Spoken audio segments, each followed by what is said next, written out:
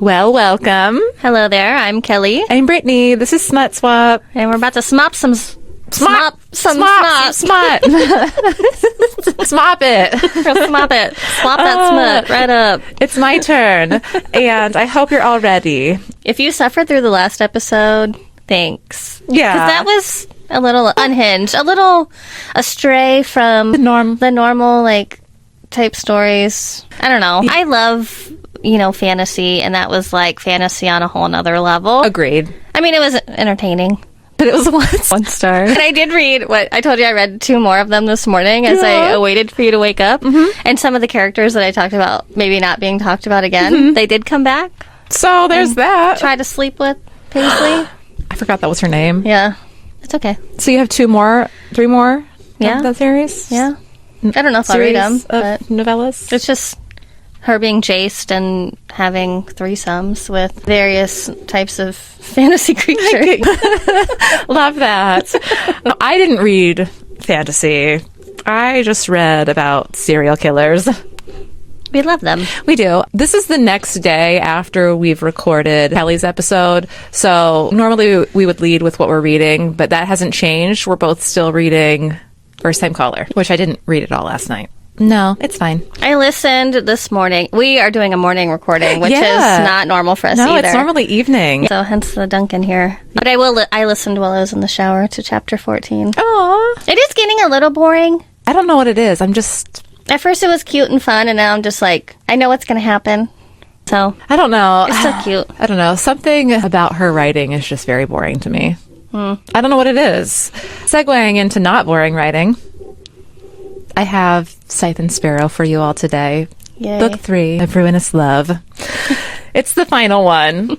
And we have 2 other episodes where I talk about Butcher and Blackbird and Leather and Lark. So those will be linked in the show notes if you want to go back and listen to them. They're fun. I really, I want to read them, but I also just like having Brittany tell me about them. Yeah, it's so fun. It's fun. I like them. We open with Rose, and she is reading some tarot cards at Silveria Circus. She's reading for a woman named Lucy, who is mother of 3, with context clues pointing to her potentially being a battered housewife. Oh. Rose tells us that she initially pulled Ace of Cups first and is hoping that Lucy will see this as a sign to leave her husband. Dump his ass. Dump his ass. No shot for that. She's reading her cards for real, then they're ambushed by these 3 sticky-faced little children and a gruff husband.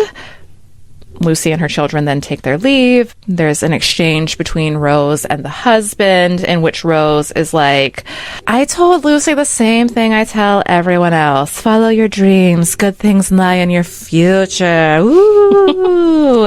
It's a lie. The man then is like, well, I know my wife paid you $20. Give it back. And he kind of sneers at her, adding, good things do lie in my future for good measure. I'm like, okay, ominous. Yeah. When he leaves, Rose is asking questions of the cards. She's envisioning these fading bruises that are on Lucy's cheek. As she pulls, the cards are like romantic love. And she's like, stop it! Answer my question! She's pulling again, but the same cards are coming out each time she's pulling. So she's like, oh my God. She grows annoyed and then takes it as another sign from the universe. Enter 15-year-old magician. His name is Baz. She tells Baz, hey, go steal the $20 from the man in the plaid shirt. He has an egg-shaped head. Give it to his wife and get me his driver's license. Oh. So Baz is also a thief. A pickpocket, if you will. She bribes him with a comic book. He's like, cool. But I also need you to get me an assortment of tropical fruit from the grocery store so that I can bring a vacation to my mom, who also works at the circus. So he's like, I will get the $20, give it to the wife, get his driver's license for the comic book, but also my terms are you have to get me this tropical fruit so that I can give my mom a vacation. Okay? It's a lot. It's a lot. Trying to follow. But she agrees to this. So he manages to steal the money and the license, which he gives to Rose, and then she performs her set in the circus. her set is riding around this tent with 2 other people, all on motorcycles. Oh. It's called like the Cage of Death or the Death Cage Have you or something. seen those before? No, You I haven't? haven't been to a circus in a long time. You haven't seen video of it, though? Oh, it's like this cylinder, and they drop in through a door, and they start riding out around the bottom, and then they gain enough speed and momentum that they can literally ride upside down. Oh. And they'll have 3 going at the same time, and it's scary because you're like, how are they not crashing into each other? But it's kind of cool. I'll send you a video on TikTok. She won't. She'll forget. I will. Okay, so basically she rides around the tent with 2 other people on motorcycles. When the set's over, she switches out the motorcycles from the one that she would ride in the Cage of Death or whatever it's called to just a street bike and heads over to Egghead's town. That's the man that she got his driver's license. Oh. She buys the tropical fruit that's necessary for Baz, and then she's like, I'm going to head over to his house. It seems that Rose has this type of, she likes to help women take flight, so to speak. I was like, I think that she kills their husbands because this book is supposed to be about a surgeon and a serial killer. Got it. She makes her way to his house, stands in his driveway, and is listening to him yell at his wife.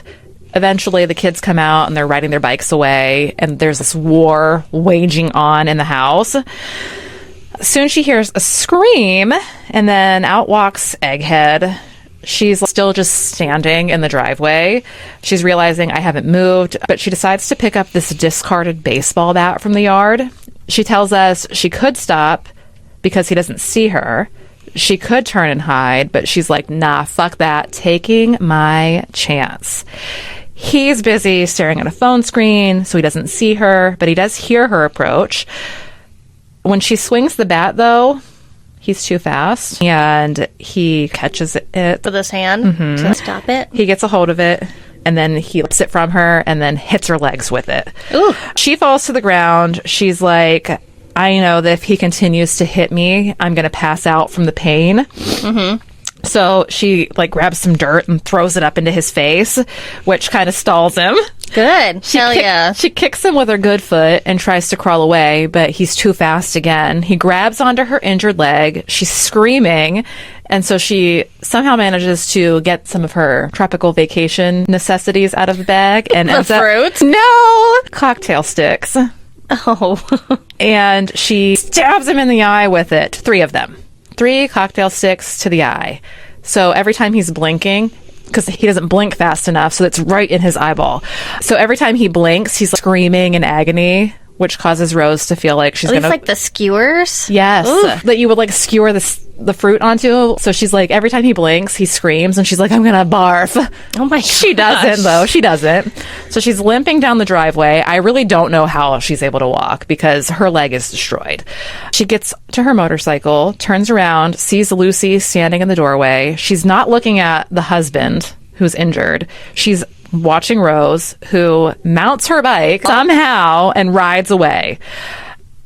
I am pretty sure that she had a compound break in her leg based on the thing that scrapes against her leather pants as she gets on her bike. Ew. Like sticking out from the skin. So anyway, we're cutting over to Fionn. He is out on an evening run because of fucking course he runs. He gets an alert on his phone. He has a clinic in this town, so it's a Ring doorbell alert for the clinic that he works at. And he's like, somebody's standing outside on unsteady legs. They're probably just a drunk. He considers talking through the camera to them, but he's like, no, I'm not going to do that. The figure then moves to open the door, which is unlocked despite the clinic being closed. And he's like, oh, fuck. So he takes off at a dead sprint, telling us that he can run a 5.5-minute mile after his long evening run. So it will likely take him 7.5 minutes to get to the clinic, unless he's really pushing himself. He's barreling down he's the just sidewalk. Like, why go get a car and drive to the clinic when I could just run? I'll just go there on foot. I will saunter there. But it's fine. The only sign at the clinic is a bloody handprint on the door. And he's like, what the fuck? So he enters the clinic and Who has been here? He enters the clinic and follows a bloody trail all the way to exam room 3, where he finds a woman just lying there. So he's like, oh my God, immediately, Dr. Brain. He snaps to urgency and training taking over his thoughts. And I was certainly right about the compound break because he tells us that one of her lower leg bones is like poking out. Ugh. He tries to wake her because obviously she needs to stay awake. She's losing a lot of blood. Somehow she manages to open her eyes and simply says, help, while staring into his soul. Oh, gosh. He gets to work after staring at her for a blink, calls 911, relays the details to dispatch, gets to work on patching her up as best as he can while they wait for an ambulance. Mm-hmm. He manages to get an IV started, helps the EMTs load her up, holds her hand, telling himself it's so he'll know when she wakes up. She wakes up. He's like, hi, Dr. Kane, and starts asking her a bunch of questions. She's like, it was a motorcycle accident. And he asks her if she's been drinking. And she's like, fuck no. Are you a real doctor? And he's like, yes. She's like, are you sure? You look like a TV doctor, Dr. McSpicy or something. What are your credentials? Why are you in activewear? Are you a CrossFit guy? And he's like, the fuck? Are you going to bench press me right here, right now? Not the bench press. Oh my gosh. The paramedic's like, he's totally a CrossFit guy. My husband calls him Dr. Beast Mode. And Fion's like, who the fuck is your husband? And changes the subject back to Rose's injuries. She's convinced that they'll have to amputate. He's like, I'm going to assist with the surgery to make sure that that doesn't happen. You'll be fine. You're going to be fine. Stop it. She's like shedding one single tear, and he traces the tear mark down her cheek, and then he's like, fuck, why did I do that? Like with his eyes, or is no, he with like... his finger. Weird. Doctor. Yeah, come on, sir. Get your bedside manner under control. Put your dick in your pants. So he has to distract himself by concentrating on her vitals. He is like immediately obsessed with her because she's the only one of his countless patients that he's insisted on staying with through every step of her admittance to the hospital, from ambulance ride to surgery. He's like replaying her help plea on repeat in his head. So we meet a new character. Her name's Dr. Chopra. She's the surgeon who operates on Rose. She approaches Fionn. He's kind of lost in thought. She's curious why he wanted to assist with the surgery. And he's like, it's not going to happen again. And she's like, it's a shame. I know that this isn't as exciting as Mass General, but we do get some interesting cases out here in the boonies. For example, earlier tonight, we had a patient of yours, belligerent prick if you ask me, and that's when we find out that Dr. Chopra is the one who Egghead saw to have the cocktail sticks removed from his eyes. So Fionn is Egghead's doctor. Okay. Fionn's kind of suspicious. He searches Rose's belongings, and then he finds what he didn't know he was looking for, which is Egghead's license still in her pocket. Wow. Is this really his last name? Egghead? No, his name is Matt Cranwell. Okay, I'm like, where did Egghead She said, remember when she tells Baz to go steal the $20 from the man whose head is shaped like an egg? Oh, okay. So that's why I call him Egghead. Got it. She doesn't like refer to him as Egghead. I call him Egghead throughout my notes. I'm like, wait. Listen, I know that you're bad with names, so I just figured I would give you something really bad with names. Something to distinguish that Egghead is the bad guy. Okay. Appreciate it. You're welcome. Anything for her. I'm like, who the fuck? What the fuck is happening? 3 days. Rose has been laid up in the hospital for 3 days, and today is the day that her heart is being broken by the ringmaster of the circus. I almost said circle. The circus can't stay in town any longer. He tells her that she needs to rest and knows her well enough to know that she won't let herself do that. Rose, are you related to my husband? They can't wait for her to recover, or the circus is going to miss their next stop. He tells her, it's not forever. You can come back once you're, fit for full duty. Yeah, as we say. All she does is kind of nod. And before Jose, that's the circus master, leaves, Fionn comes in. Rose is like, oh, fuck. He's 10 times hotter than he was last night. Fionn notices that Jose has his hand on Rose's ankle. And while he's busy reading into that, Jose is busy asking if he's married. Fionn's like, yeah, to my job. And Jose's like, I used to be that way too. Rose butts in and she's like, dog, you're still like that. Jose's like, My Rose is my sparrow, my best performer. And she's like, oh yeah, by the way, I work at the circus. Speaking of, don't you have somewhere to be? Jose's leaving and it's just Rose and Fionn. She does everything in her power to make him blush. He's asking her a bunch of questions about her leg, and if she's eating, then lectures her about how proper nutrition will help stave off infection. Sir, we know that you are into fitness. Fitness. And she's all about fitting this dick in her mouth. Oh my God. Sorry, not yet. We're not there yet. Sorry. But wait. We'll get there. Be patient. Be patient. She apologizes for the mess that she made in the clinic, which causes him to ask her more prying questions about the accident. She tells him she crashed her motorcycle on a side road. She's not sure where. Dr. Chopra comes in and is like inspecting the leg. Well, they're inspecting the leg together. And then Dr. Chopra tasks one of the nurses with helping Rose bathe. He's like, I'll help you. He's like, I'll help you. I'll give you a sponge bath. Well, the nurse, her name's Naomi, recognizes Rose from the circus. She calls her the Sparrow. Rose tells her, well, we probably have time for me to give you a reading, but before we, get real intimate. So she pulls the Ace of Cups again and asks Naomi what she wants. And Naomi's response is the magic words, to take flight. Rose pulls the next card, which is the star, which represents hope on the horizon, rebirth. Naomi tells her all about her man, who demeans and belittles her, who threatens her and harms her, controls her. She can't break free on her own. Rose knows that she can help Naomi even if it takes time. She says her wings may have been clipped, but she can still fly. Okay. Rose is discharged from the hospital and is making her way to her reliable old RV, whose name is Dorothy, at a nearby RV park. This is where she's going to be staying since the circus rolled out of town. It's hotter than balls outside, so she knows it's going to be literal hell in her RV. Oof. No AC? No AC. Ugh. As she's contemplating how to get inside, steps do pose a problem after all. Fionn shows up with her motorcycle in the bed of his truck. She continues to call him McSpicy to his face. He watches her struggle to get in her RV. She knocks over her crutches in the process. He picks them up, and as she goes to pull them away, she tells him, I'll manage. And he's like, you'd probably manage better at my house. And she's like, what? Me at your house?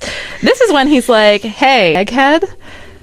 He asks her if there's a reason she's injured, and she starts crying, even though she doesn't want to. He finally convinces her that she'd be safer at his house and more comfortable too, so she ultimately agrees to go with him to his house. His convincing words to her are basically that Egghead is literally in the neighborhood that butts up against the RV park.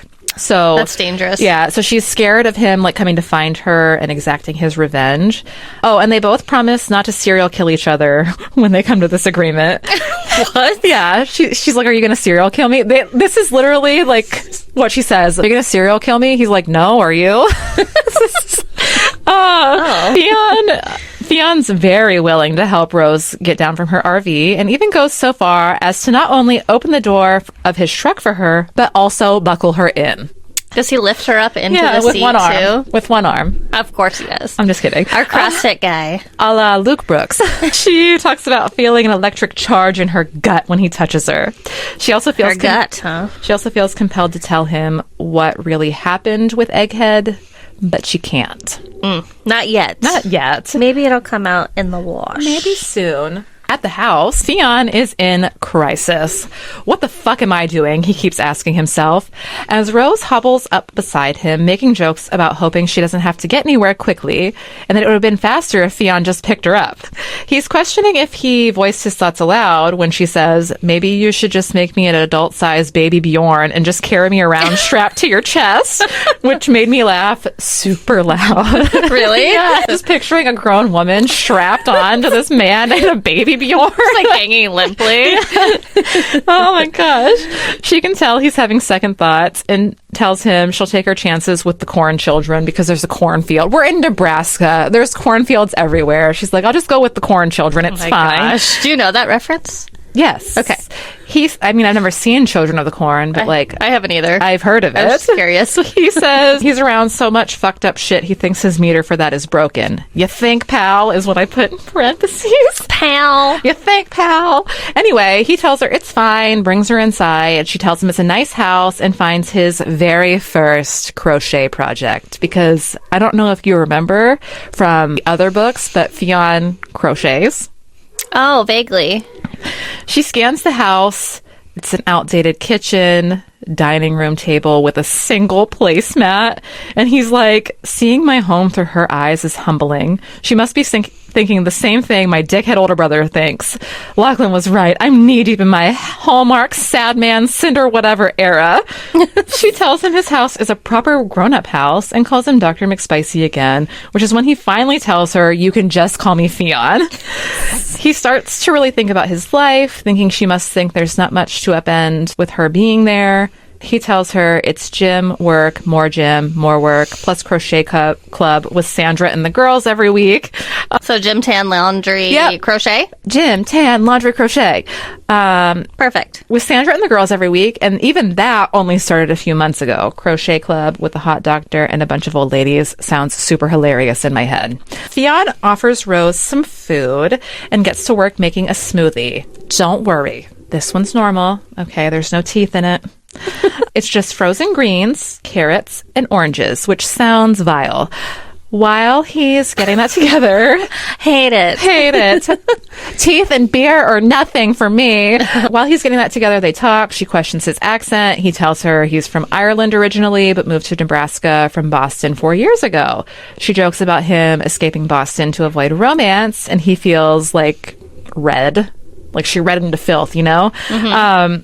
She tells him it's magic that causes her to know. She's shuffling her tarot cards during the conversation. And then he makes a joke about his one lone doily. She's like, that's not what gave it away, but I do have questions. Because he has one placemat at his dining room table. He asks her about the circus, and she's like, well, they left me, so that's not going so well.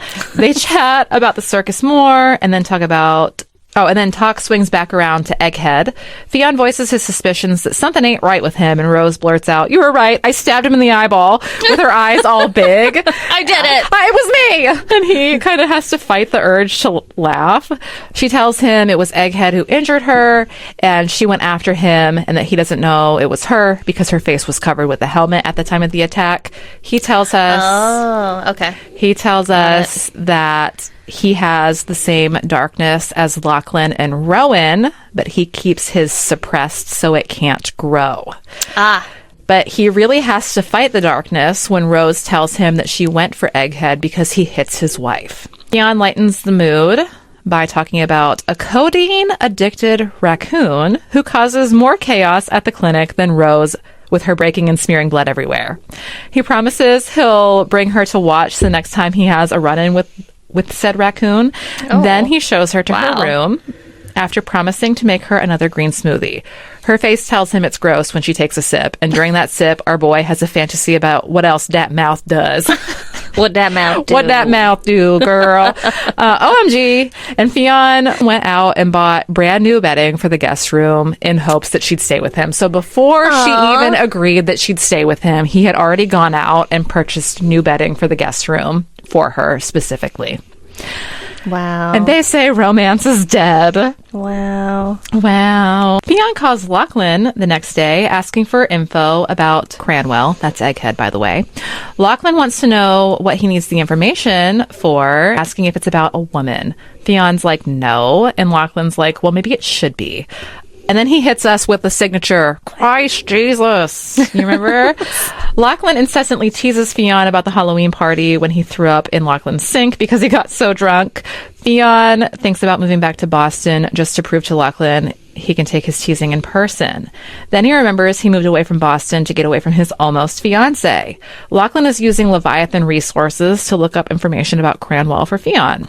Lachlan rattles off a shitload of information such as birthday, location, social security number, date of marriage, children's names, debts, and bank account information. You know, The usual. Then he asks if Fionn needs anything else. Fionn debates asking about Rose, but decides against it because he knows that Leander could come for her. He knows asking Lachlan for information about her could inadvertently put Leander on her trail, which tracks, right? Yeah. Apparently, Fionn doesn't keep his darkness locked too deeply away because he ends up stalking Cranwell. Wow. So he's like, I'm good. I suppress. But when it comes to my Rose, unhinged. Ready to go. He goes to his house and finds him in the barn tinkering with something. And yes, he does go through the efforts of making sure his vehicle won't be seen. He overhears Cranwell being a dickwad to his wife on the phone, which makes his blood boil because it reminds him of his own father. Wow. Remember, the Kane boy's father was so abusive that Rowan and Lachlan literally killed him. Fionn remembering that night, and as he's doing so, he thinks he could kill Cranwell. He picks up a wrench, talking about how one blow is all it would take, but is stopped when one of the children comes in, talking about feeding the chickens. He goes home and is deep in thought as he pours himself a bourbon when he hears Rose talking to someone. Spoiler alert, it's herself. No one listens to her like her. She's in the bathroom having difficulty removing her bandages. Fionn's like, that's why you're here, so I can help. It obviously hurts because it's adhesive and her leg hair has grown back in at this point. Dark-haired girls unite. She calls it fur, and he reminds her that fur is human, and then jokes about her fur being long enough to braid after she gets a cast. That's a distraction tactic, though, because he rips the Band-Aid off, and she screams, "Motherfucker!" She then jokes about him having a vicious streak, which makes him think of the barn, and his expression kind of changes. She notices and points out that he also has a kind streak, and she likes both equally. Aww. Our sweet boy. And our sweet girl. Couple of sweeties. This is where maybe voice to text got me, because my next line is, Rose gets her cast and damn near barts when Fionn removes her stitches. Bart Simpson? Bart, what are you doing here? So she gets her cast, but almost throws up when Fionn removes her stitches. He offers to take her home, but she promises she'll be fine on her own. She makes her way down Main Street. She's seeking out someplace to take a break because hobbling along on crutches is pretty difficult, and opts for a local fishing supply store. Really, she's just seeking out air conditioning and possibly an iced latte. It's to enjoy her break from hobbling. Iced latte. Yeah. She's pretty much alone in the fishing supply store, except for the owner and one other person who is on the phone. She overhears part of the conversation that this man is having on the phone, and the way he's talking is extremely angry and kind of demeaning. And then she hears a familiar voice. It's Naomi. And she's like, time for me to get down to business. In case you forgot, Naomi's the nurse at the hospital. She uses the magic words when Rose pulls the Ace of Cups, which is to take flight. Mm-hmm. This man is literally trying to blackmail this woman with revenge porn. Wow. Oh, that's when Rose decides to make her grand appearance. She pops out from behind these waiters. You know what waiters are? Yeah. Okay. And the man grins when he sees her. She tells us he is handsome enough. He hangs up on Naomi, telling her that he'll call back. He notices her broken leg and she tells him, I tried to kill a guy. He thinks it's a joke. And I said in my notes, God fucking damn it, Kelly, his name is Eric. Damn it. God damn it, Eric. How could you? How could you do this to me? Makes me want a Bart. Who is she? Stay away from my husband. Stay away from my husband. Eric finally gives up on pursuing Rose when she throws Naomi's name out there. He buys ammunition despite it not being hunting season and then leaves the shop. Rose buys a knife, watching Eric the whole time. She sees him throw the bullets into the back of his truck and then go into a liquor store, and she's like, my time to shine. This crazy bitch hides in his truck. Really? She hobbles in there with her broken leg? Yep, it's messy. Does she have like a boot on, or she's in crutches? She's on crutches. Yeah, she's on crutches. Okay. It's messy in the truck, so she's able to do that. She covers herself up with this disgusting blanket and bides her time. She talks about how the cocktail sticks in Cranwell's eye were a result of her not being prepared, but this time she's got time to prepare for the kill.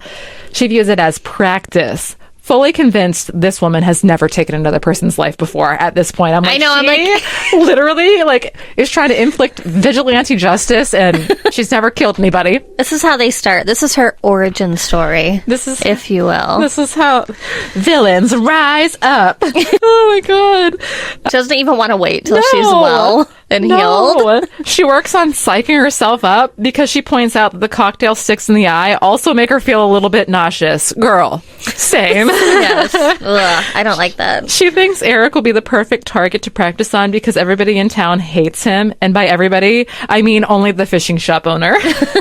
The two people she's met. Yeah. Naomi and the fishing shop owner.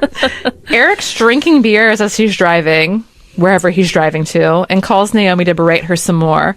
Rose is plotting, but suddenly a phone rings. It's her phone. Oh, her ringtone is "Somebody get me a doctor." And she knows that it's Fionn because that's the specific ringtone that she selected for him. So she sees his face and name lighting up her phone. Eric swerves and yells, "What the fuck?" And then Rose springs up and she's like, "Ta-da!" Surprise! She says, "Ta-da, motherfucker!" He screams. Obviously, he screams. And then she stabs him in the neck with the knife that she purchased from the fishing store. Oh, I was like, more cocktail skewers? No. So blood's spurting everywhere. She pukes. She's not nearly as skilled as amateur. She's not as skilled as Larkin Sloan yet. Everything in the truck is coated in fluids at this point. Truck's still rolling along into a field. Rose is like, "Gotta go." He stares at her and she's like, "You can't look at me like that. We both know you're a piece of shit."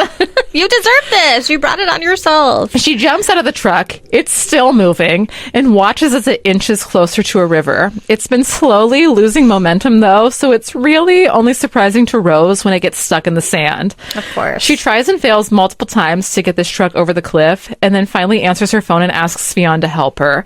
She tells him she got the jump on a Fleabag townie, and he's like, "The fuck?" And I said, "Come on, Fionn. Your brothers are literal psychos." Anyway. This isn't new. No. You should be used to this bullshit. Hello? Anyway, Fionn pulls up to where Rose dropped him a pin, and when he finally sees her covered in blood, he's basically like, "Who did this to you?" Oh my gosh. And she's like, "So there's this guy." And then she tells him everything about Eric and how awful he is to Naomi. They get his cell phone open by stapling his eyelids open for Face ID. Oh my gosh. And sure enough, there's damning evidence of narcissistic abuse and Eric cheating.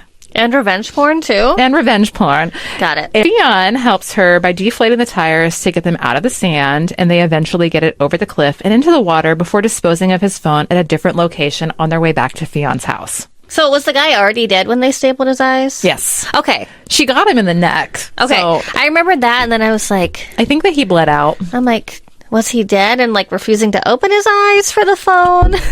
Or was he dead, or was he just being a child and being like, know. No! That's what I was imagining. And then I'm like, so then they're going to find his body with these staples in his eyelids?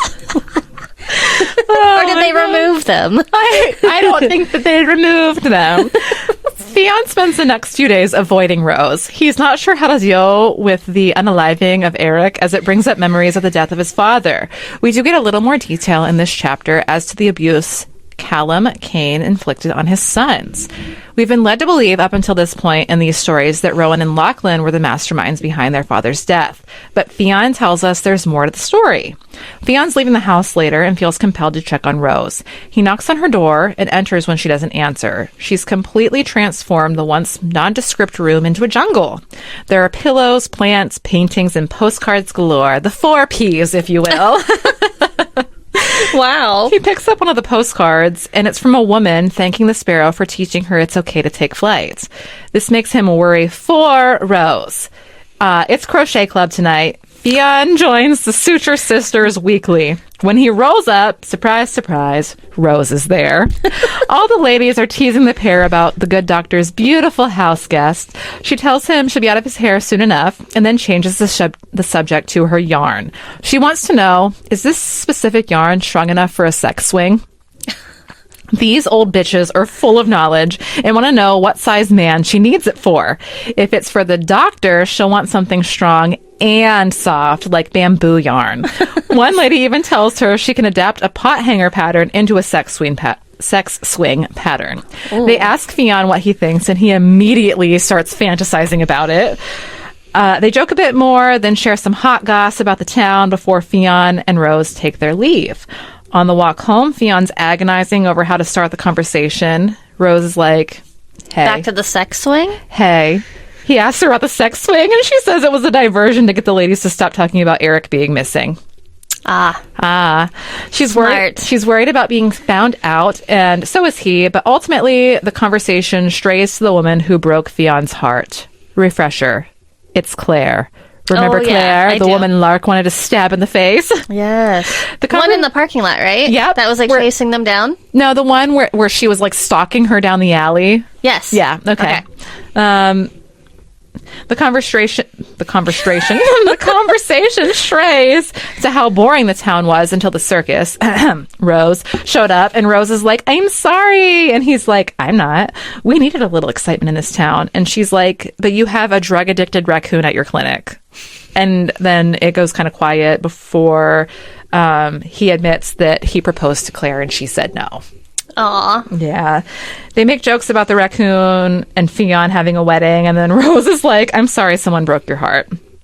As it turns out, Claire said no because she wanted someone darker, and yet Fionn is harboring a deep, dark secret. He knows in hindsight that he only loved the idea of Claire, but he still wonders what would have happened if he'd opened the door of his darkness. Fionn and Rose are in the living room watching a reality dating show. Each of them is rooting for a different pair to win. Suddenly, Fionn's phone goes off with an alert that Rose has never heard before. It's showtime. Barbara, that's the raccoon, oh gosh, has broken into the clinic. They haul ass out of the house, and Fionn literally deposits Rose into the passenger seat of his truck before peeling out of his driveway. They split up once they get to the clinic to try and corner the raccoon. Rose doesn't know that Barbara reacts badly to sound, so she calls out to Fionn when she finds her, and the raccoon launches herself at Fionn's head. Rose manages to capture the raccoon by throwing a towel on Fionn's head. Then she carries Barbara outside and distracts her with a package of trail mix Fionn slipped into her pocket. As she's walking back into the clinic to find him, Fionn's texting Rose telling her to hide. Cranwell is there, asking Fionn to look at his eye because it's still hurting him. Fionn sees through this and tries to prescribe him medication, but Cranwell's like, I'll just suffer. I need to stay alert. And then he brings up Rose. Fionn tells him that he can't talk about a patient because of HIPAA, and Cranwell's like, I wasn't asking about her condition. I was asking about how she came to stay with you. Fionn essentially tells Cranwell to mind his own goddamn business and sends him along his way. After he leaves, Fionn hugs Rose, and they end up holding the hug for a very long time before going home. It's hard to hold the iPad up. Yeah, they get heavy, right? Yeah. My other notebook is not like that. Can you stand it? No, because with this? No, because then I have to take that screen. Oh, and it might scroll to the top. Yeah. Lame. Fionn spends some evenings at an underground fight club, suturing up the fighters once they're done beating the shit out of each other. What's the first rule of Fight Club? We don't talk about Fight Club. That's why he didn't tell Rose what he does. He thinks Rose went to Crochet Club, but as it turns out, she's done a little digging and discovered that he likes to come here too. She's such a nosy fucking bitch. I love it. He's just finished stitching up one of the fighters when he hears her voice. He's like, you shouldn't be here. She argues that she's perfectly fine here because Cranwell won't show up looking for her. He has something else going on tonight. She found out because she's made friends with literally everybody and their mother in this town.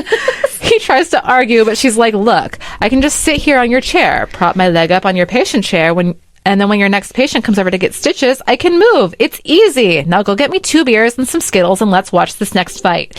He's like, you can have 1 beer, and I don't think that they have Skittles. She's like, trust me, they do. He comes back with her beer, her Skittles, and a bourbon for himself, and then they watch the next fight. This fight is super unevenly matched because there's this huge fucking dude and one of the more common fighters in the ring. Everyone knows this huge dude is going to beat the brakes off of his opponent. And he does! Fionn's talking to the man who runs this underground fight ring about how the fight was rigged. He doesn't say this in so many words, though, because he knows that accusing Tom of rigging the matches would result in an absolute riot. It's a no-no. Anyway, he's arguing with Tom, and then he hears Rose scream. A fight has broken out among the patrons of this fight club and the big fucking guy who won the last fight. Rose is on the ground and can't get up because of her cast. She's clutching at her leg above where the casts sit, and Fionn kind of loses his mind at this point.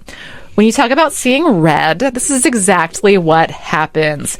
He beats the dog shit out of the huge guy. Oh, wow. Everyone around him is chanting, "Doctor, doctor," but he only hears Rose calling his name. He kind of like cups her face in his hand and thinks about kissing her in this moment, but ultimately decides that she probably doesn't want that because she's seen the monster that he has inside unleashed. But secretly, I think she's like, hell yeah. She's like, fuck yeah, let me go home and tittle my bits to this. As soon as I saw the first lines of this next chapter, I screamed out loud because we're at the part of the story where Rowan and Sloane are showing up to have Sloane patched up after the Texas Chainsaw Massacre. Oh, yeah, because these are all happening. Yes, simultaneously. So it's just Rose, and then Rowan and Sloane are there, and she's like, hey, there's some fuck here, and he's saying that he's your brother, and Fion's like, ask him what his nickname is. Oh, remember? Okay. Yeah. So Fionn is about to get a front row seat to his brother plowing the shit out of a serial killer. Basically, all that happens in this chapter is we get Fion's perspective about putting Sloane's arm back into place and how it seems like Sloane doesn't trust him because she can see through him. Rowan has a heart-to-heart with Fionn, essentially telling him that Rose is a grown-ass adult woman who gave him the vibe that she's disappointed nothing is happening between she and Fionn. But Fion's adamant about not using her. At some point, after Sloane and Rowan get it on, Fionn debates going to Rose, even going so far as to getting out of bed and almost knocking on her door before he's like, nah. And I was like, wow, we're just edging our audience, huh? But not for long, because the next day, Rowan and Sloane leave, and it's just Rose and Fionn again. He busts her scratching beneath her cast with one of his crochet hooks. She tells like, dig it in there. He tells her, you can't do that. You could scratch yourself, which could cause an infection. So he's like blowing air from his mouth down into her cast to help with the itchiness, and he does this he does it like multiple times. His hand is on her thigh and her ankle as he's doing this, and I don't know, but this scene was so fucking horny. I was like, I don't know why this is so like, what the hell? It's like that book that I read with the cello player, and I was like, how do you make playing the cello, how do you sexualize playing the cello? Right. Like, but I guess you can sexualize anything. I was like, how do we sexualize him blowing air into her cast? Jesus. Maybe because his head's like right here. Probably. Real close to her bits, if you know what I mean. Yeah. Her unloved lady. Unloved lady bits. He asks her if it's helping, and she's like, no. And he's like, well, what will? And she takes his hand and moves it to her lady bits. Oh. And this is when he tells her, I can't give you a relationship. And she's like, it's fine, just get me off. She's like trying to hide the crushing disappointment that she feels, but she plays it off, and she's like, oh yeah, me neither. It's fine. He's like, we have to have rules, and she's like, rules later. I can't think of rules with when your hands are on my pussy. He removes his hands, and they talk about the rules, which are the standard no cuddling, no kissing, no PDA type of rules that come from all situationships. His last rule is that they just keep checking in with each other. She keep talking, and she's like, sure. But right now, I need you to shut the fuck up and eat my pussy. Wow. Well, a girl who knows what she wants. Yeah, one thing. We applaud you, ma'am. We do. Well, he's going down on her. She starts to close his eyes, and he's like, Rose. And she's like, if you tell me you want to stop, I'm going to lose it. And he tells her he will stop if she stops looking at him. So he makes her watch as he eats her out, and then carries her to his bedroom after she orgasms. All right, next chapter. I quite literally could not tell you how many times they fuck in this chapter. Always raw. Comes in her, on her, everywhere. As it turns out, they both have a cum kink. He also tells her he fantasizes about chasing her down and fucking her, and she likes that. She likes it a lot. At the end of their marathon, she goes back to her room like a good little rule follower, and obviously they do not kiss. And then she downs a whole bottle of Plan B. She's like, I'll take 50.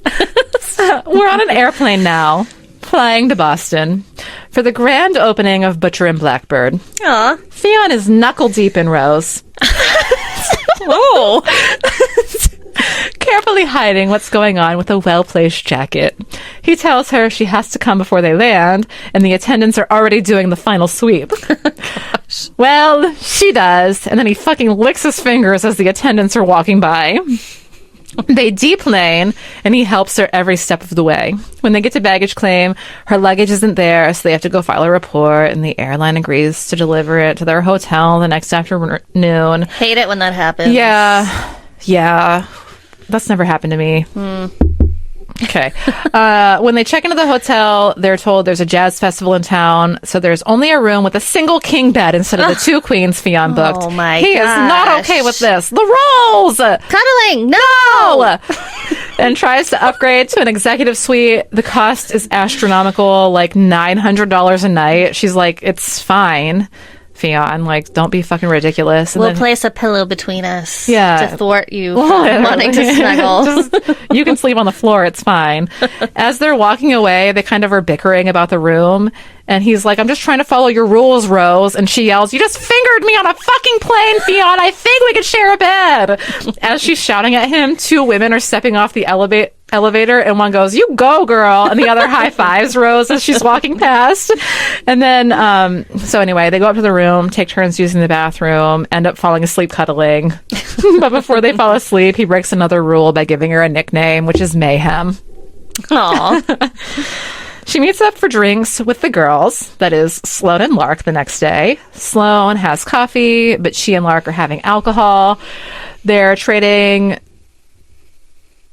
What?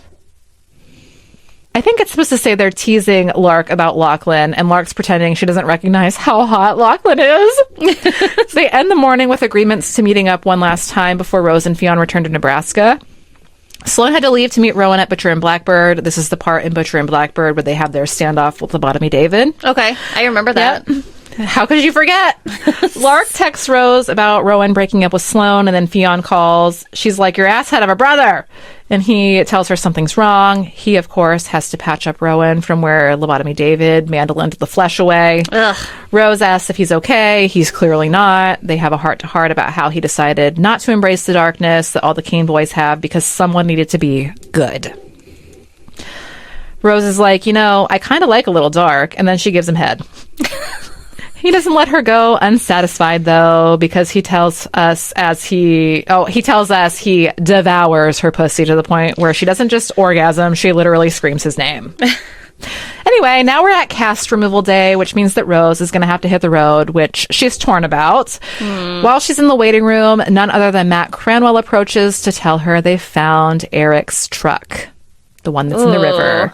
She does her best to feign innocence, telling her, I'm not sure who you mean. Eric's ex, Naomi, then calls Rose back, but Cranwell's conversation and threats are ringing in her head the whole time Fionn's explaining the process of the cast removal, to the point that she tells him that she's ready and is still startled when he starts up the saw to take the cast off. Oh, okay. She signals to him that she's distressed about leaving by using a code word, something about trouble. He catches her hint quickly, telling her they can talk later because the nurses are eavesdropping. We jump forward about a month after this, where Rose has had her cast removed. This is the first time jump that we've had in this book. I was about to say, I remember the other ones. Oh, it was God. like jump after jump after jump. So this is the first one. Fionn's flying out to see Rose at the circus's permanent site. His flight got in earlier than expected, so he texts her letting her know, but the text isn't answered. When he gets to the circus, he checks the tarot tent, but she's not in there, so he's making his way over to where the RVs are all parked. He can hear this treadmill that he bought for her recovery running, and he's like, the speed is way too high because she's only a month post cast removal, and that treadmill sounds like someone is fully sprinting on it. He knocks on the door. There's no answer. He tries to open the door, but Rose blocks him. He still hears the treadmill going and realizes that she's not alone. He's pissed, but he also realizes that he has no right to be. They're not exclusive, even though he explicitly tells us he's here to fuck her. As it turns out, Rose is the guy running on the treadmill that she drugged with amphetamines. Oh my gosh. She's like, Sloan said this dose should have killed him, but here we are. He has to have taken something else. She tells Fionn he's not a good guy. He sells drugs to students and beats up his girlfriend. They tell the man, his name is Chad, that he should run outside. And Chad's like, okay. He follows their instructions, except for while he's sprinting at full speed in an attempt to hurdle this fence, he trips. So he ends up impaling himself in the neck, which severs his spinal cord. Bye-bye, Chad. Sorry, Chad. Peace out. It was nice knowing you. Fionn, or not. Fionn and Rose have a heart-to-heart about Rose's past. She was hit by her boyfriend, her very first boyfriend, at the age of 15, and vowed then to help people before it was too late for them. And then Fionn tells her that he's going to help her clean up this mess. He calls an ambulance for the dead man and tells Rose to go back into her RV. Her alibi is going to be that she was sleeping this whole time. Okay. After the impaling incident, the show can't go on as planned, so the circus is on delay. Rose is like, that's kind of perfect because I didn't get a chance to thank you for helping me. Fionn's like, it's no big deal. I like helping you. She's like, no, I didn't get a chance to thank you. And he's like, the fuck? The fuck? So she tells him that she's going to have a 30-second head start and then he can chase her. Oh, because that was one of his things that he wanted to do. She's confident that she's going to win this little game of cat and mouse, but when he runs right past her hiding space, the longer she waits, the more she thinks he must have given up and gone back to the RV. As she walks out from her hiding spot, she looks around and doesn't see him, and then all of a sudden, a body of steel slams into her. He's like, did you think I gave up? And she's like, Of course not. They go into the concessions booth, and he tells her to show him his prize. So she pulls her pants down and turns to show him a multicolored Tutti Frutti butt plug. What? She's like, well, when I told you that I lured Chad by promising he could fuck me in the ass, I noticed that you seemed kind of interested, and I assumed that this would be your thing too. Oh my gosh. And he's like, hell fucking yeah, dog. So he toys with her in the plug for a bit before he finally pulls it out and cleans it thoroughly. As he walks back, he tells her she's going to have to hold on to it in her mouth until he's filled her ass with cum, because then he's going to stick it back in her. Oh my God. And take her to the RV and fuck her again. She's like, look, bro, I know you just cleaned that thing, but hell no. She then glances down to the cotton candy machine, and suddenly inspiration strikes. What do you what do you think happens? She wraps his member with cotton candy? No. Am I close? You're very close. He uses the butt plug as a cotton candy stick, and she literally eats the cotton candy while they pursue anal for the first time. Wow. She uses the butt plug's vibrations to pleasure herself, and then has the best orgasm ever. So she wouldn't put it in her mouth, but once it's covered in cotton candy, it's fine? That's fine. Okay. He then finishes by roaring her name. Insert that clip of Frank roaring here.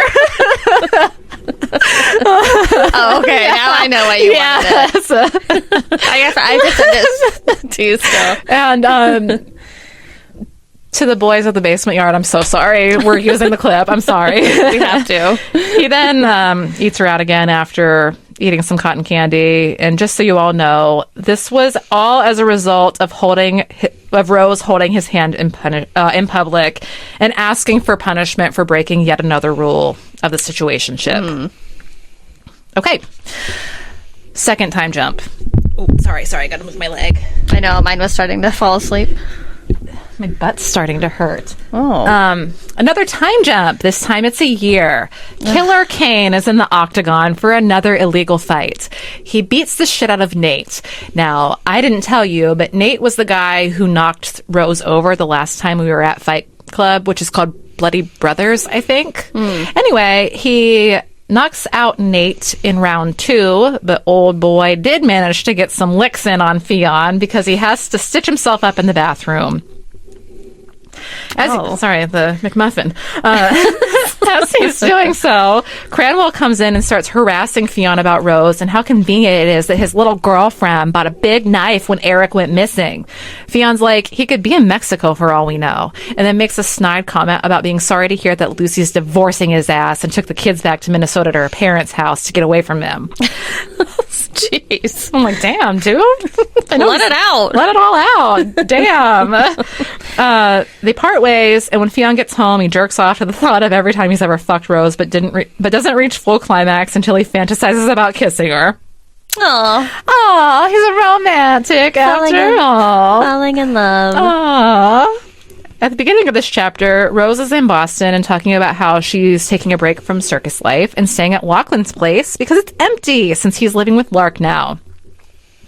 She talks about these gigs she has lined up and how Rowan offered her a job at 3 and Coach when she's done with her gig work and how excited she is to be trying something new.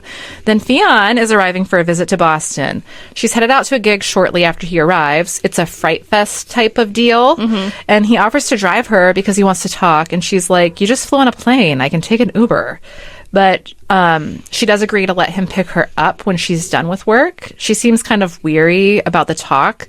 We know that Fionn wants to tell her that he's caught feelings. Aw, he wants to kiss her. He wants to kiss her on her mouth. On the mouth. Not her... He wants to kiss her on the lips and not the nether ones. Rose is wrapping up her tarot readings at Fright Fest and texts Fionn that she's ready to be picked up. He actually is already pulling up because he wanted to check out the thrills. She decides to pull her own cards since her readings have been so spot on, but is a little freaked out by the card that she pulls. She puts the deck away and hears a deep voice that makes her kind of like freeze up. Cranwell has made his way to Boston, and he's dressed up as a creepy clown. That's Egghead. Oh. He tells her he used to work... He wants revenge? Yep.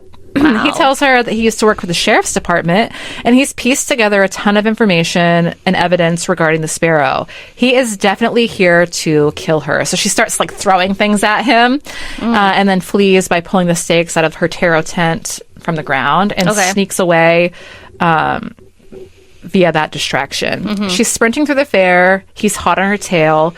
They go into a haunted house, and she somehow gets behind him and hits him hard enough in his head that his good eye pops out. I'm just imagining this like egghead, like Conehead-esque look to him, and she bashes him and it cracks. I think that she just means that he's bald. Yeah, that's what I'm assuming. Oh my gosh. So his eyeball pops out, which is so gross. He's pissed, continues to chase her. To make a long story short, Fionn ends up finding them. He kills Cranwell by stabbing him in the gut with his own knife, then hangs him up on prop meat hooks that are set up in this haunted house. Ew. Rose is freaked out and is like, I started it. I'm so sorry.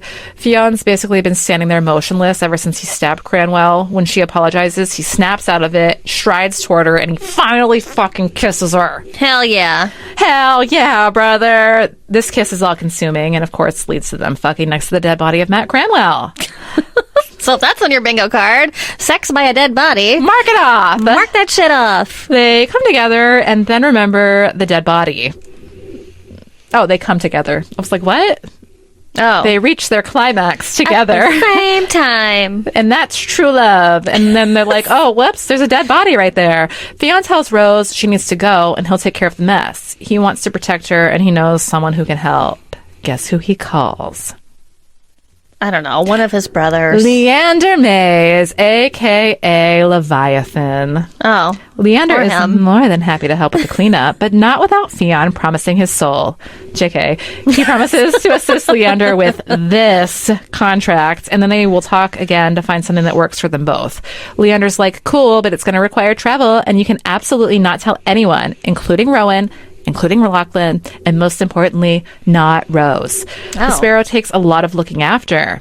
It is all very ominous and menacing. Oh, and also, Leander finally tells us how Fionn was involved in the death of the father. Their father. Oh. Okay. Okay. You see, Lachlan had strangled him with a belt, But Fionn stabbed him in a very precise spot in his spinal column that paralyzed Callum. So really, Lachlan just finished the job. Oh. And the way that where he stabbed him, there was you can't tell. There was it doesn't bleed. So that's why Lachlan was convinced the whole time that he and Rowan, but Fionn definitely had something to do with it. Oh, wow. Leander is nice enough to get Fionn a car to the apartment, though, so he can at least tell her he loves her and fuck her one more time before leaving for Croatia the next day. Just kidding. That was my prediction. It wasn't in the book. That was me. That was me predicting what's going to happen, and I just want to let you know that I was wrong. Oh, okay.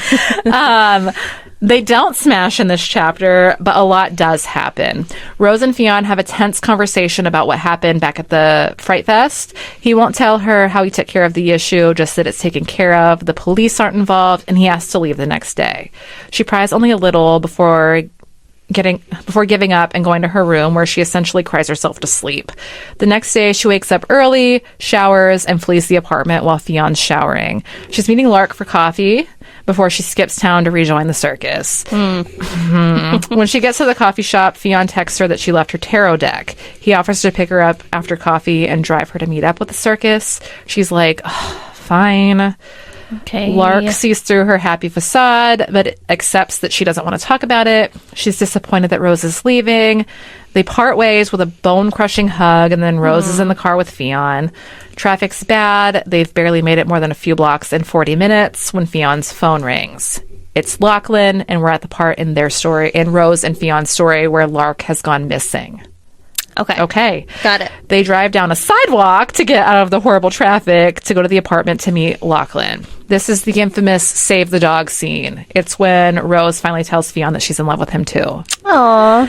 We already know Fionn saves the dog. He ends up taking Bentley to an emergency vet before taking off like a bat out of hell to Montague Muffins.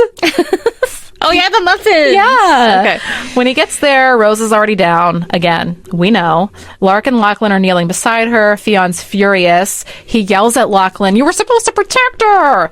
They find Rose's injury. Abe stabbed her with a scythe in her abdomen, and Fionn suspects that he hit her liver, and she's now bleeding internally. Oof. He snaps into action, tells Lark to call an ambulance, starts packing her wound with gauze from a nearby first aid kit. He mouths at Lachlan to call Leander, then they get Rose to the hospital. She's whisked away to surgery. Leander texts Fionn that whether Rose lives or dies, Fionn will be on the flight tonight, and a car will be there at 6 p.m. to take him to Boston to catch his flight. Okay. Rose is out of surgery. Fionn's with her when Sloane walks in. She thanks him for saving Bentley and tries to get info on where Fionn's going. He's like, I can't tell you. She's like, fine, here's this little slip of paper with the address to my overseas office that I work for. So if you need to send Rose anything, address it to me here, and I'll ensure she gets it. He doesn't understand how she knows. Turns out Lark was able to get this information out of Leander with the promise of non-drug muffins as a thank you to Fionn for saving her dog. Sloane promises Fionn one of them will be there when Rose wakes up because he literally has 5 minutes before the driver will be there. He talks to Rose in the final 5 minutes, hoping she'll wake up. Of course she doesn't, because she's still recovering from her surgery. He leaves her a letter outlining how much he loves her and his regrets in not telling her sooner. Okay. Got it. Okay. Fionn writes to Rose every single week. Aww. And in every letter, he sends her a tarot card. Sometimes it's just one, sometimes it's 2 or 3. In every letter, he talks about what the card means for him and shares parts of his past.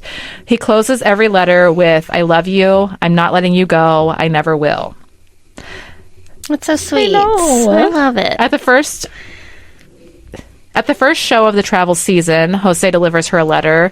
He tells her she's not living her life by staying with the circus, that she's simply existing. She tries to argue, but he tells her that Fionn also mailed him a letter talking about how he broke his promise to Jose by not taking good care of Rose, but that he's dedicating his life to not making that mistake again. Jose tells Rose that Fionn asked him not to tell her that part, and she's like, "Oh my God, you're the biggest gossip." Jose's like, "Yeah, I know. Here's your letter." This is the letter where Fionn tells her he wants to see her and that he'll be waiting for her every day at this particular spot in town where the circus makes its first stop. This is in Nebraska? Back in Nebraska? No. I don't remember where we are, but it's at the first stop of the travel season. So I don't know. Okay. I don't remember where we are. Like, where are we? It doesn't matter. But because true to his word, Theon's waiting for her. He's been waiting for her for the last 3 days. When she finally shows, he's like, am I hallucinating? She tells him, I actually seriously contemplated not coming. He apologizes to her and reads her a final letter, gives her the final tarot card, which is the Lovers. They talk about breaking their rules. The most important is the rule about kissing. Theon says that's the rule he wants to break most, and they do. Then they go back to this inn where Theon's staying. He talks about how the breakfast is good, and so is the view. As he asks Rose to stay with him, she waits, and he adds, but there's only one bed. And she's like, sold. It always comes back to only one bed at the end. One bed. So we live for this. She runs over to her RV to take care of Barbara because she kidnapped the fucking raccoon, by the way. The codeine one? Yes. And she gets some overnight stuff. When they get into the room, she admires the view. Then she reads him the letters she wrote to him. She ends her letters with the same promise as his. The next 3 weeks are filled with them reconciling in more ways than just talking. Uh-oh. Lots of making out. Lots of hitting it, smashing, smushing, as they would say on the Jersey Shore. Oh my gosh. They pull up to this cabin a little while later where they're meeting up with the rest of the Kane crew. He seems a little nervous, and she's like, it's okay. He tells her it's because it's the first time he's seen his brothers in 9 months. She's like, I'll go through the back, and you surprise them through the front. He agrees, and as she's sneaking off to do just that, he pulls a ring box out of his pocket, telling us he's determined to make up for lost time. Aw, that's sweet. Okay. Epilogue 1. Oh, gosh. Told from Rowan's perspective. He and Sloane are on their way to the annual August Games at a cabin in the middle of nowhere. Our boy is dressed in full dragon regalia. What? Scales? Don't you remember he dressed up as a dragon to fuck her in the end of Butcher and Blackbird? Oh, yeah, I do. Scales, horns, green face paint. He envisioned beating the others to the cabin so he can chase Sloane down and fuck her in the woods when he got into full cosplay. But Sloane still teases the shit out of him, asking if he used face paint. Spoiler alert, he did not use face paint. He used just normal paint. They make a detour along the way, and he's convinced this detour gives Sloane a head start to the game. When they get to the cabin, Lachlan and Lark are already there, and everyone teases Rowan about the paint being permanent. Oh, gosh. He and Lachlan conspire in the kitchen on the intel Lachlan dug up for the game as Lark and Sloane whisper to each other. It seems the game now involves everyone in a boys versus girls situation. Mm-hmm. I love it. As the boys are talking, Rose sneaks in with a, yeah, Lachlan, what's your intel? And Lachlan kind of crushes her with this hug with whispered words of regret and apology. Aww. Then Fionn walks in and Lachlan like fully loses his shit and is crying. Really? Yeah. Aww. And then Fionn... well, they're brothers. Family love. Oh, I forgot to mention that they kind of do this thing where they like... Give me your opposite hand. Where they like kind of lock hands and then like... put their foreheads together like this. There you go. That's I was like, where are we going? That's kind of like how they hug. They like put their foreheads together. All of them do it. Oh. Like to each other, the boys. Okay. So he does that. And then Fionn proposes to Rose in front of everybody. Of course, she accepts, and everyone's like, now we're celebrating.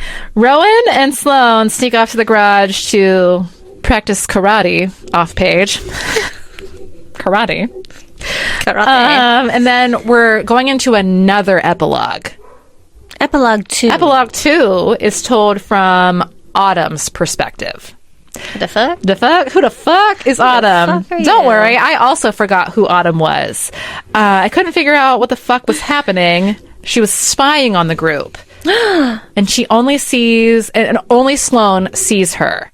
Chapter's short, she wants to become like this trio of couples and says, I have my own story to tell. Now, I'm going to tell you who Autumn is. Do you remember in the Texas Chainsaw Massacre house, the woman in the basement that Sloane gives her shirt to? Yeah. That is Autumn. Oh. Okay. I'm like, I know she has to be from one of these. So she's watching them. That's why it's important that only Sloane sees her. She says, I have my own story to tell. And now I'm wondering if we're getting a spin-off into Autumn's story. Okay, so that's the end of the full book, but there is a bonus chapter. Okay. It's called Suspend. The chapter is called Suspend, and it's told from Rose's perspective. What do you think happens? I think there's like some circus role play where she's hanging from like the trapeze. Okay.